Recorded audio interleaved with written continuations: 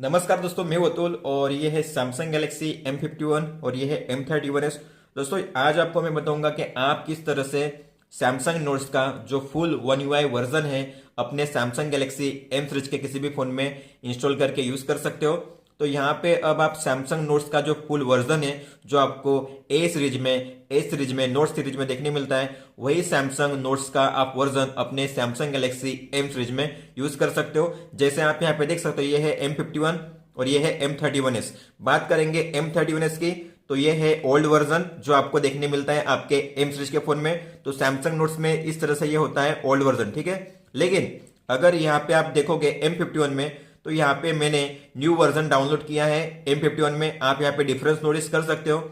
यहाँ पे PDF import का ऑप्शन होता है पहले में ही, लेकिन यहाँ पे सर्च के साइड में यहाँ पे ऐसा कोई इसमें ऑप्शन नहीं है क्योंकि ये ओल्ड वर्जन है। इसके अलावा जैसे मैं यहाँ पे 3 बार पे टैप करूंगा, यहाँ पे आप यहाँ पे डिफरेंस देख सकते हो। यहाँ पे आपको फोल्डर्स का भी ऑप्शन मिलता है, यहाँ पे कैटेगरी होती है लेकिन यहाँ पे फोल्डर्स है। इसके अलावा जैसे आप जाओगे सेटिंग्स में, यहाँ पे आप देख सकते हो अबाउट सैमसंग नोट्स, और यहाँ पे अबाउट सैमसंग नोट्स इसका वर्जन जो है वो है 3.8.06.41 और यहाँ पे वर्जन है 4.7.06.64। ये सबसे लेटेस्ट वर्जन है जो आपको फुल वन यूआई डिवाइसेस में मिल जाते हैं देखने के लिए। दोस्तों यहाँ पे आप देख सकते हो सेटिंग्स में माइक्रोसॉफ्ट वन नोट से सिंक करने का भी ऑप्शन आपको मिल जाता है। मैनेज फोल्डर्स यहाँ पे नहीं है, पेज स्टाइल एंड टेम्पलेट यहाँ पे भी नहीं है, नोट अनलॉक मेथड यहाँ पे नहीं है, इंपोर्ट डेटा फ्रॉम यहाँ पे भी नहीं है। और इसके अलावा टूल बार एड ऑन्स, यहाँ पे 3 एड ऑन्स मिल जाते हैं, लेकिन यहाँ पे पुराने वर्जन में आपको एक ही जो एड ऑन से मिल जाता है। तो इस तरीके से आप यहाँ पे अब जो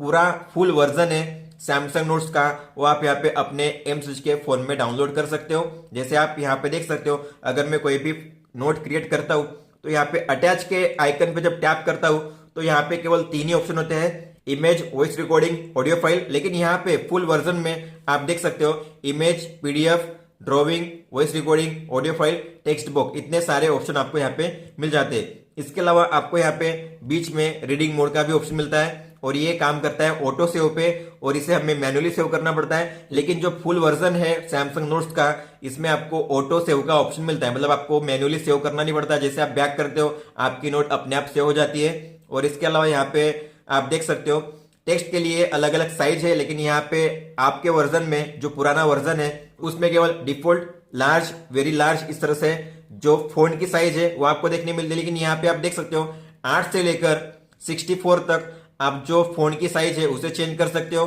फोन का कलर, फोन का बैकग्राउंड कलर, ये भी आप यहाँ पे चेंज कर सकते हो। दोस्तों अगर आप गैलेक्सी M31 यूज करते हो तो M31 में ऑलरेडी इसका ऑफिशियल रिलीज हो चुका है सैमसंग नोट्स का आपके M31 के लिए। तो आपको गैलेक्सी स्टोर में जाना है और यहाँ पे अपडेट में चेक करना है, आपको यहाँ पे सैमसंग नोट्स दिख जाएगा। आपको इसे डाउनलोड करना है तो आपका जो नोट्स है वो लेटेस्ट वर्जन में डाउनलोड हो जाएगा। कई सारे आपको बेहतरीन फीचर्स मिल जाएंगे। लेकिन M31s में और M51 में आपको गैलेक्सी स्टोर में नोट्स की कोई भी अपडेट देखने नहीं मिलती। तो अगर आपको भी फुल वर्जन डाउनलोड करना है सैमसंग नोट्स का, तो आपको एक लिंक दी है मैंने डिस्क्रिप्शन में, आपको उस पर टैप करना है। मेरे गूगल ड्राइव की लिंक है वो, आपको उस पर टैप करके उस फाइल को या उस एपीके को डाउनलोड करना है सैमसंग नोट्स के लेटेस्ट वर्जन को।